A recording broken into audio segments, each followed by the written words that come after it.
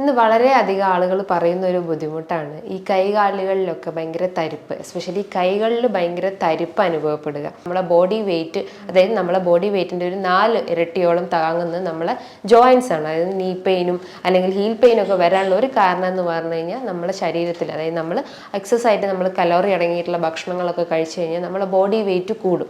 അയല, മത്തി പോലത്തെ, സാൽമൺ, നെത്തോലി പോലത്തെ മത്സ്യങ്ങൾ നമുക്ക് എടുക്കാം. ഇതിൻ്റെ അകത്ത് ഒരുപാട് ഒമേഗ 3 ഫാറ്റി ആസിഡ്സ് ഉണ്ട്. ഒരു പ്രോട്ടീൻസിന്റെ ഒരു കലവറ തന്നെയാണ്. ഹായ്, ഞാൻ doctor Juhi Das, QNB health കെയറിലെ ഹോമിയോപ്പത്തിക് ഫിസിഷ്യനാണ്. ഇന്ന് വളരെയധികം ആളുകൾ പറയുന്ന ഒരു ബുദ്ധിമുട്ടാണ് ഈ കൈകാലുകളിലൊക്കെ ഭയങ്കര തരിപ്പ്, എസ്പെഷ്യലി കൈകളിൽ ഭയങ്കര തരിപ്പ് അനുഭവപ്പെടുക. തരിപ്പ് പോരാത്തതിന് ഭയങ്കര വേദന ഉണ്ടാവുക. വേദന എന്ന് പറയുമ്പോൾ ഒരു സൂചി കുത്തുന്ന പോലത്തെ ഒരു സെൻസേഷനാണ് കൈകളിൽ അനുഭവപ്പെടുക. ഭയങ്കര ഒരു വീക്ക്നെസ് ഉണ്ടാവുക. ചെറിയ വസ്തുക്കളൊക്കെ, അല്ലെങ്കിൽ നമ്മളൊരു ഡോറ് തുറക്കുമ്പോൾ, അല്ലെങ്കിൽ ഒരു ഡോറിൻ്റെ കുറ്റി തുറക്കുമ്പോഴൊക്കെ നമുക്ക് ഭയങ്കര വേദന അനുഭവപ്പെടുന്നു, അല്ലെങ്കിൽ അത് തുറക്കാൻ ഭയങ്കര ബുദ്ധിമുട്ടുണ്ടാവുന്നു. ഇതിന് ഒരുപാട് കാരണങ്ങളുണ്ട്. കാരണങ്ങൾ എന്ന് പറയുമ്പോൾ വൈറ്റമിൻ ഡെഫിഷ്യൻസി ആവാം, അല്ലെങ്കിൽ മറ്റെന്തെങ്കിലും നെർവ് കംപ്രഷൻ ആവാം. അതിൽ വരുന്ന ഒരു നെർവ് കംപ്രഷനിൽ വരുന്ന മെയിൻ ഒരു കാരണമാണ് carpal tunnel syndrome. Carpal tunnel syndrome എന്ന് പറഞ്ഞു കഴിഞ്ഞാൽ അവിടെ നമ്മുടെ ശരീരത്തിൽ ഉണ്ടാകുന്ന മീഡിയൻ നെർവ് കംപ്രഷൻ ഉണ്ടാകുന്ന ഒരു പ്രശ്നമാണ് ഈ കാർപ്പൽ ടണൽ സിൻഡ്രോം എന്ന് പറയുന്നത്. അപ്പം അതിന് മുന്നേ ആയിട്ട് നമുക്കതിൻ്റെ കാരണങ്ങൾ എന്തൊക്കെയാണ്, എന്തുകൊണ്ടാണ് ഇത് വരുന്നത്, ഇതിൻ്റെ ലക്ഷണങ്ങൾ എന്തൊക്കെയാണ്, എങ്ങനെ നമുക്കത് മാനേജ് ചെയ്യാം എന്നൊക്കെ നമുക്ക് നോക്കാം. അതിന് മുന്നേ ആയിട്ട് നമുക്കതിൻ്റെ ആ ഒരു അനാട്ടമിക്കൽ സ്ട്രക്ചർ എന്താണെന്ന് നോക്കാം. അത് നമ്മുടെ ശരീരത്തിൽ, നമ്മുടെ കൈയിൻ്റെ, അതായത് നമ്മളെ കഴുത്ത് മുതൽ കൈകളിലേക്കൊക്കെ സപ്ലൈ ചെയ്യുന്നൊരു നാഡിയാണ് മീഡിയൻ നെർവ് എന്ന് പറയുന്നത്. ഈ മീഡിയൻ നെർവ് ഈ ഒരു ടണൽ, ഇവിടെ ഒരു ഫ്ലക്സർ റെക്റ്റിനാക്കുലം എന്ന് പറയുന്ന ഒരു ടണലുണ്ട്. ആ ടണലിൻ്റെ അടിയിലൂടെ പാസ് ചെയ്ത് പോകുന്നതാണ് ഈ മീഡിയൻ നെർവ്.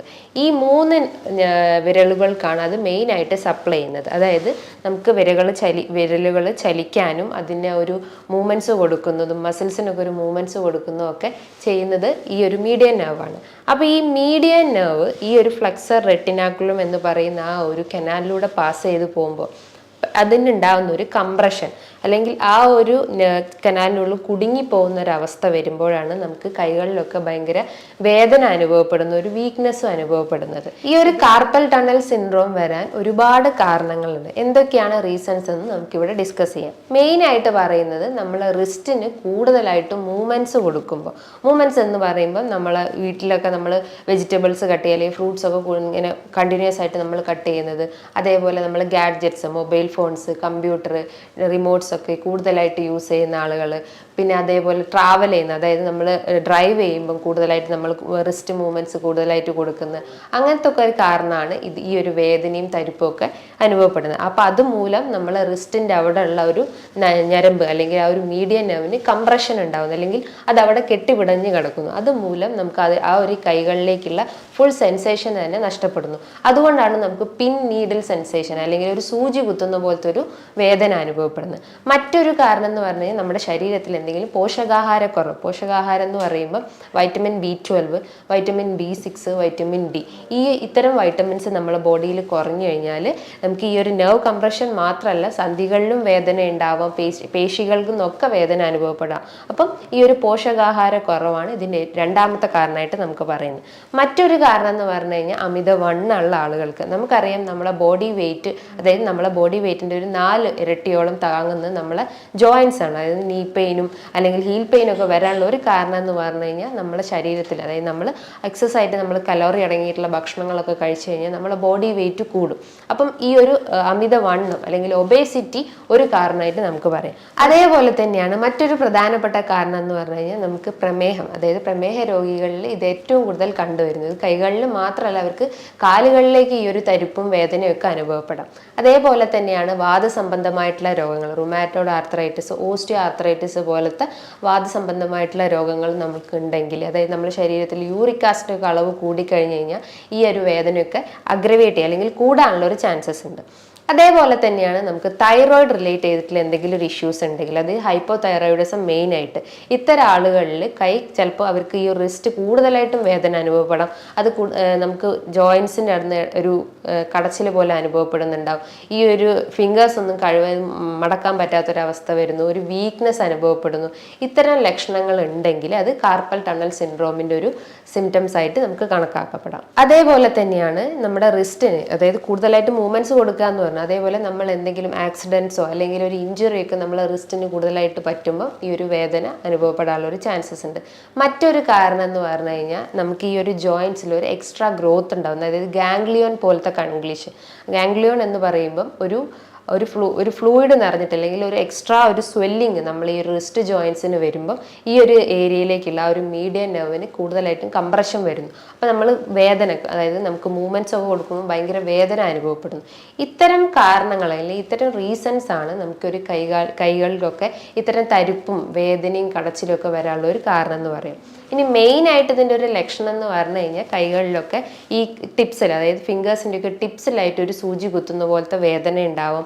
ഒരു ഒബ്ജക്റ്റ് നമുക്ക് പിടിക്കാൻ പറ്റാത്തൊരവസ്ഥ വരുന്നു. കൈകളിലൊക്കെ ഭയങ്കര വീക്ക്നെസ് ഉണ്ടാവുന്നു. അതായത് നമ്മൾ ഈ ഒരു രണ്ട് മസിൽസ്, ഹൈപ്പോ തിന്നാറും തിന്നാർ മസിൽസും ആണ്. ഈ മസിൽസിനെ സപ്ലൈ ചെയ്യുന്നതാണ് ഈ ഒരു മീഡിയൻ നെർവ്. ഈ മീഡിയൻ നെർവിന് കംപ്രഷൻ വരുമ്പോൾ ഈ ഒരു മസിൽസിന് വേസ്റ്റിംഗ് ഉണ്ടാവും, അതായത് ഒരു ശോഷിച്ച ഒരു അവസ്ഥ വരുന്നു. അപ്പം നമുക്ക് എന്താ ഒരു കൈ മടക്കാൻ പറ്റാത്തൊരു അവസ്ഥ വരുന്നു. അതുപോലെ ജോയിൻസ് എന്നൊക്കെ ഭയങ്കര വേദന അനുഭവപ്പെടുന്നു. ചില ആളുകളിൽ പുകച്ചിൽ പോലെ ഫീൽ ചെയ്യുന്നു എന്ന് പറഞ്ഞു. മേ ബി ആ ആളുകൾക്ക് ഈ ഒരു ജോയിൻസിന്റെ ഈ റിസ്റ്റിന്റെ ഫ്രണ്ടിലോട്ട് മാത്രമായിരിക്കും വേദന ഉണ്ടാവുക. മറ്റു പല ആളുകൾ പറയുന്നത് ചിലർക്ക് കഴുത്തിന് തുടങ്ങിയിട്ട് കൈകളിലേക്കൊക്കെ ഒരു വേദന റേഡിയേറ്റ് ചെയ്യുന്നതും പറയപ്പെടുന്നുണ്ട്. അതിൻ്റെ ഒരു കാരണം ഈ CTS, അതിൽ കാർപ്പൽ ടണൽ സിൻഡ്രോം അല്ല.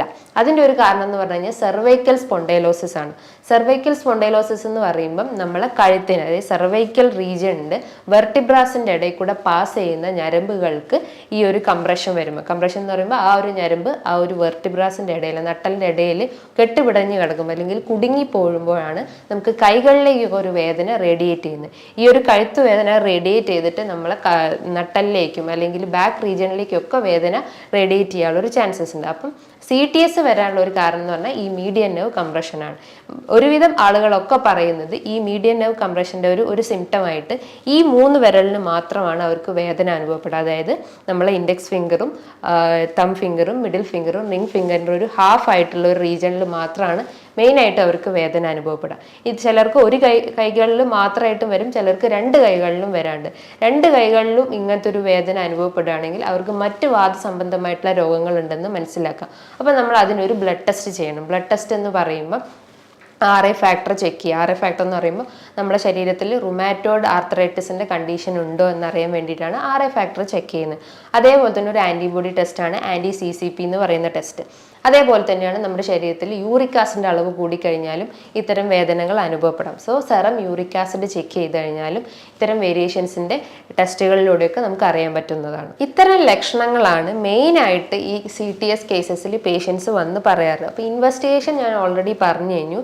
ഈ ഒരു ബ്ലഡ് ടെസ്റ്റ് കൂടാതെ തന്നെ നമുക്കൊരു എക്സ്റേ എടുക്കാം. അതായത് നമ്മളെ ഈ ഒരു റിസ്റ്റ് ജോയിൻറ്റിന് ഒരു എക്സ്റേ എടുത്തു കഴിഞ്ഞാൽ അവിടെ മീഡിയൻ നെർവിന് കംപ്രഷൻ ഉണ്ടോ എന്നറിയാൻ പറ്റും. അല്ലെങ്കിൽ എന്തെങ്കിലും ഫ്രാക്ചർ പറ്റിയിട്ടുണ്ടോ, അല്ലെങ്കിൽ ആ ഒരു ബോൺസിന് എന്തെങ്കിലും ഇഞ്ചുറി പറ്റിയിട്ടുണ്ടോ എന്ന് എക്സ്റേയിലൂടെ മനസ്സിലാക്കാൻ പറ്റുന്നതാണ്. ഇനി കൂടുതലായിട്ട് നമുക്ക് എന്തെങ്കിലും തരിപ്പോ അല്ലെങ്കിൽ മരവിപ്പോ ഒക്കെ അനുഭവപ്പെടുകയാണെങ്കിൽ നമുക്കൊരു നെർവ് കണ്ടക്ഷൻ സ്റ്റഡി നടത്താം. അതായത് നമ്മുടെ ശരീരത്തിലേക്ക് ഈ ഒരു നെർവ്സ് റീജിയനിലേക്ക്, റിസ്റ്റ് റീജിയനിലേക്ക് ഒരു ഇലക്ട്രിക്കൽ സ്റ്റിമുലസ് അതിലൂടെ പാസ് ചെയ്ത് കഴിഞ്ഞ് കഴിഞ്ഞാൽ നമ്മളെ നെർവ്സ് എത്രത്തോളം വീക്കാണോ അല്ലെങ്കിൽ ഫങ്ഷനിങ് ആണോ എന്നൊക്കെ അറിയാൻ പറ്റുന്നതാണ്.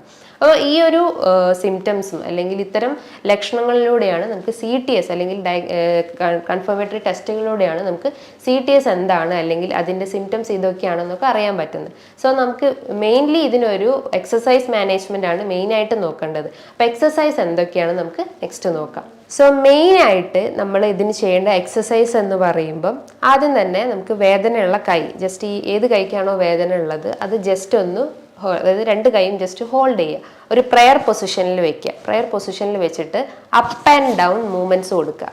ഇങ്ങനെ അപ്പ് ആൻഡ് ഡൗൺ മൂവ്മെൻറ്റ്സ്, അതായത് ഒരു 5-10 ഒരു ടൈംസ് ഇത് കണ്ടിന്യൂസ് ആയിട്ട് ചെയ്തുകൊണ്ടിരിക്കുക. അത് ഏകദേശം ഒരു 5 മിനിറ്റോ അല്ലെങ്കിൽ ഒരു 10 മിനിറ്റോ കണ്ടിന്യൂസ് ആയിട്ട് ചെയ്തുകൊണ്ടിരിക്കുക. അപ്പം അങ്ങനെ കൊടുക്കുമ്പം നമുക്ക് കൂടുതലായിട്ടും വേദന അനുഭവപ്പെടുകയാണെങ്കിൽ അത്രയും അവിടെ കംപ്രസ്ഡ് ആയിട്ടുണ്ട്, അല്ലെങ്കിൽ മീഡിയൻ നെർവ് കംപ്രസ്ഡ് ആയിട്ടുണ്ടെന്ന് മനസ്സിലാക്കുക. ഇനീഷ്യലി ഒരു പെയിൻ അനുഭവപ്പെടാം, പക്ഷേ നമ്മൾ റെഗുലറായിട്ട് ഈ ഒരു എക്സസൈസ് ചെയ്ത് കഴിഞ്ഞാൽ നമുക്കൊരു വേദന പൂർണ്ണമായിട്ടും മാറ്റിയെടുക്കാൻ പറ്റുന്നതാണ്. മറ്റൊരു എക്സസൈസ് എന്ന് പറഞ്ഞു കഴിഞ്ഞാൽ നമ്മളെ ഈ ഒരു ജോയിൻറ്റ്സ് അല്ലെങ്കിൽ ഈ ഒരു ഹാൻഡ് ഫ്രണ്ടിലോട്ട് എക്സ്റ്റെൻഡ് ചെയ്തിട്ട് ഈ റിസ്റ്റ് മാത്രം അപ്പ് ആൻഡ് ഡൗൺ മൂവ്മെൻറ്റ്സ് കൊടുക്കുക. ജസ്റ്റ് ഇങ്ങനെ ഒരു അപ്പ് ആൻഡ് ഡൗൺ മൂവ്മെൻറ്റ്സ് കൊടുക്കുക. റിസ്റ്റ് കംപ്ലീറ്റ്ലി ഇങ്ങനെ ഹോൾഡ് ചെയ്യണം. ജസ്റ്റ് ഇങ്ങനെ ഹോൾഡ് ചെയ്തിട്ട് just up and down movements ഇങ്ങനെ ഒരു 5-10 മിനിറ്റ് കണ്ടിന്യൂസ് ആയിട്ട് ചെയ്യുക. അങ്ങനെ ചെയ്യുമ്പോൾ നമുക്കൊരു ആദ്യൊരു പ്രഷർ അല്ലെങ്കിൽ ഒരു വേദന നമ്മളെ ജോയിൻറ്റ്സിനൊക്കെ അനുഭവപ്പെടാം. പക്ഷേ ഇനീഷ്യലി അത് ഗ്രാജുവലി അത് കണ്ടിന്യൂസ് ആയിട്ട് കുറഞ്ഞു വന്നോളും. മറ്റൊരു എക്സസൈസ് എന്ന് പറഞ്ഞു കഴിഞ്ഞാൽ നമ്മൾ ഈ ഒരു വേദനയുള്ള കൈ ആണെങ്കിൽ ആ കൈ ജസ്റ്റ് ഒന്ന് എക്സ്റ്റെൻഡ് ചെയ്ത് ഈ റിസ്റ്റ് കഴിവതും ക്ലോസ് ചെയ്ത് വെച്ചിട്ട് നമ്മളെ ഹെഡ് ഓപ്പോസിറ്റ് ഡയറക്ഷനിലേക്കും ഈ റിസ്റ്റ് അതിൻ്റെ ഓപ്പോസിറ്റ് ഡയറക്ഷനിലേക്കും വെക്കുക. ജസ്റ്റ് ഇങ്ങനെ ഹോൾഡ് ചെയ്യുക. അതായത് ഹെഡ് ഓപ്പോസിറ്റിലേക്കും റിസ്റ്റ് ഓപ്പോസിറ്റ്, അതായത് രണ്ടും സൈഡിലേക്ക് എക്സ്റ്റെൻഡ് ചെയ്യുന്ന രീതിയിലുള്ള എക്സസൈസ് ചെയ്യുക. ഈ 3 എക്സസൈസ് നമ്മൾ ഡെയിലി ഒരു 15 മിനിറ്റ്സ് അല്ലെങ്കിൽ 10 to 15 മിനിറ്റ്സ് കണ്ടിന്യൂസ് ആയിട്ട് ചെയ്ത് കഴിഞ്ഞാൽ ആ ഒരു വേദനയുടെ ഇൻറ്റൻസിറ്റി നമുക്ക് കുറയ്ക്കാൻ പറ്റുന്നതാണ്. പിന്നെ ഒരു എക്സസൈസ് എന്നില്ല, പിന്നെ ഒരു മാനേജ്മെന്റ് എന്ന് പറഞ്ഞാൽ ഇതിൻ്റെ അമിതവണ്ണം അല്ലെങ്കിൽ വെയിറ്റ് അധികമായിട്ടുള്ള ആളുകളാണെങ്കിൽ അതിൽ വെയിറ്റ് റെഡ്യൂസ് ചെയ്യുന്ന ആക്ടിവിറ്റീസിൽ ഇൻവോൾവ് ചെയ്യാൻ ശ്രമിക്കുക. അതായത് എയറോബിക് എക്സസൈസോ അല്ലെങ്കിൽ സ്കിപ്പിംഗ്, ജമ്പിങ് പോലത്തെ എന്തെങ്കിലും ഒരു ആക്ടിവിറ്റീസിൽ ഡെയിലി ഒരു 10 to 15 മിനിറ്റ്സ് ചെയ്യുന്നത് ഏറ്റവും നല്ലതാണ്. സോ കഴിവതും നമ്മൾ വെയിറ്റ് റെഡ്യൂസ് ചെയ്യാൻ ശ്രമിക്കുക. ഈ വെയിറ്റ് കൂടിക്കഴിഞ്ഞാൽ നമുക്ക് ഹീൽ പെയിൻ പോലത്തെ പ്രശ്നങ്ങൾ വരാം. സോ കഴിവതും വെയിറ്റ് കുറയ്ക്കാൻ ശ്രമിക്കുക. അതേപോലെ തന്നെ നമ്മളെ ഡയറ്റിൽ വൈറ്റമിൻസ് അടങ്ങിയിട്ടുള്ള ഭക്ഷണങ്ങൾ എടുക്കാൻ ശ്രമിക്കുക. കാരണം വൈറ്റമിൻ B12ഉം വൈറ്റമിൻ B6ൻ്റെയും കുറവ് മൂലം ഈ ഒരു CTS വരാനുള്ള ഒരു ചാൻസസ് ഉണ്ട്. സോ നമ്മൾ വൈറ്റമിൻ റിച്ച് ആയിട്ടുള്ള ചെറിയ മത്സ്യങ്ങൾ നമുക്ക് എടുക്കാം. അയല, മത്തി പോലത്തെ സാൽമൺ, നെത്തോലി പോലത്തെ മത്സ്യങ്ങൾ നമുക്ക് എടുക്കാം. ഇതിൻ്റെ അകത്ത് ഒരുപാട് omega-3 ഫാറ്റി ആസിഡ്സ് ഉണ്ട്. ഒരു പ്രോട്ടീൻസിൻ്റെ ഒരു കലവറ തന്നെയാണ്. ഫാറ്റ്സിൻ്റെ അളവ് വളരെ കുറവാണ്, അതുപോലെ കാർബിൻ്റെ അളവും വളരെ കുറവാണ്. സോ നല്ല രീതിയിൽ ഫിഷ് ഐറ്റംസ് നമ്മുടെ ഡയറ്റിൽ ഉൾപ്പെടുത്തുന്നത് ഏറ്റവും നല്ലതാണ്. അതേപോലെ തന്നെയാണ് ഈ ഫ്ലാക്സ് സീഡ്സ്, പംകിൻ സീഡ്സ്, ബദാം, വാൽനട്ടൊക്കെ നമ്മുടെ ഡയറ്റിൽ ഉൾപ്പെടുത്തുന്നത് നല്ലതാണ്. ഈ ഫ്ലാക്സ് സീഡ്സ് ഒക്കെ കഴിച്ചു കഴിഞ്ഞാൽ നമ്മളെ ശരീരത്തിൽ അടിഞ്ഞു കുടികിടക്കുന്ന കൊഴുപ്പിനൊക്കെ ഒന്ന് ബേൺ ഔട്ട് ചെയ്യാൻ സഹായിക്കുന്നതാണ്. അതേപോലെ എന്തെങ്കിലും ബ്ലോക്കിൻ്റെയൊക്കെ പ്രശ്നങ്ങൾ അല്ലെങ്കിൽ രക്തക്കുഴലിലൊക്കെ ബ്ലോക്ക് പ്രശ്നങ്ങളൊക്കെ ഉണ്ടെങ്കിൽ അതിനെയൊക്കെ ഒന്ന് അലിയിച്ച് കളയാൻ സഹായിക്കുന്നതാണ് ഈ ഫ്ലാക്സ് സീഡ്സ്. നമ്മൾ കഴിക്കുമ്പം തലേന്ന് വെള്ളത്തിലിട്ട് കുതിർത്ത് നമുക്ക് കഴിക്കാം. കുതിർത്തിട്ട് നമുക്ക് ജസ്റ്റ് സാലഡ്സിൻ്റെ അകത്ത് അല്ലെങ്കിൽ കേർഡിൻ്റെ അകത്തൊക്കെ ആഡ് ചെയ്തിട്ട് നമുക്ക് കഴിക്കുന്നത് ഏറ്റവും നല്ലതാണ്. അതേപോലെ തന്നെയാണ് പംകിൻ സീഡ്സും. ഇതും നമ്മളെ ബോഡിയിൽ എക്സസ് ആയിട്ട് എന്തെങ്കിലും കലോറി ഒക്കെ ഉണ്ടെങ്കിൽ അത് ബേൺ ഔട്ട് ചെയ്യാൻ സഹായിക്കുന്നതാണ്. അതേപോലെ തന്നെയാണ് നല്ല രീതിയിൽ ബോഡി ഹൈഡ്രേറ്റ് ചെയ്യാൻ ശ്രമിക്കുക. ഡെയിലി ഒരു 10 to 12 ഗ്ലാസ് വെള്ളം കുടിക്കുന്ന ഏറ്റവും നല്ല കാര്യമാണ്. ഈ പറഞ്ഞിട്ടുള്ള ഒരു മാനേജ്മെന്റ് അല്ലെങ്കിൽ ഈ പറഞ്ഞിട്ടുള്ള ഒരു ഡയറ്ററി മാനേജ്മെന്റ് എക്സസൈസ് നമുക്ക് ഫോക്കസ് ചെയ്ത് കഴിഞ്ഞാൽ നമുക്ക് ഇത്തരം പെയിൻസിനൊക്കെ റെഡ്യൂസ് ചെയ്യാൻ പറ്റും. അതോടൊപ്പം തന്നെ നമ്മൾ ഒരു പ്രോപ്പറായിട്ട് ഒരു ഡോക്ടറെ കണ്ടിട്ട് അതിൻ്റെ സ്കാനിങ് എല്ലാം എടുത്തിട്ട് അതിന് മെഡിസിൻസും സ്റ്റാർട്ട് ചെയ്താൽ നമുക്ക് പൂർണ്ണമായിട്ട് ഒഴിവാക്കാൻ പറ്റുന്നതാണ്. ഹോമിയോപ്പതിയിൽ ഇതിന് ഒരുപാട് മെഡിസിൻസ് ഇന്ന് അവൈലബിൾ ആണ്. കോസ്റ്റിക്കം, അർണിക്ക, കാൽക്കേരിയ ഫ്ലോർ, ഹൈപ്പറിക്കം പോലത്തെ ഒരുപാട് മെഡിസിൻസ് ഇന്ന് അവൈലബിൾ ആണ്. സോ നല്ല രീതിയിലുള്ള ഒരു ഡയറ്ററി മെയിൻറ്റെയിനും അല്ലെങ്കിൽ ഒരു എക്സസൈസും മെയിൻറ്റെയിൻ ചെയ്ത് കഴിഞ്ഞാൽ നമുക്ക് ഇത്തരം ലക്ഷണങ്ങളൊക്കെ കുറച്ച് കൊണ്ടുവരാൻ പറ്റും. ഇനി ഇതുമായി ബന്ധപ്പെട്ട് നിങ്ങൾക്ക് എന്തെങ്കിലും സംശയങ്ങൾ ഉണ്ടെങ്കിൽ നിങ്ങൾക്ക് താഴെ കാണുന്ന നമ്പറിൽ കോൺടാക്ട് ചെയ്യാവുന്നതാണ്. നല്ലൊരു ഹെൽപ്പ് വീഡിയോയുമായി വീണ്ടും കാണാം. Thank you.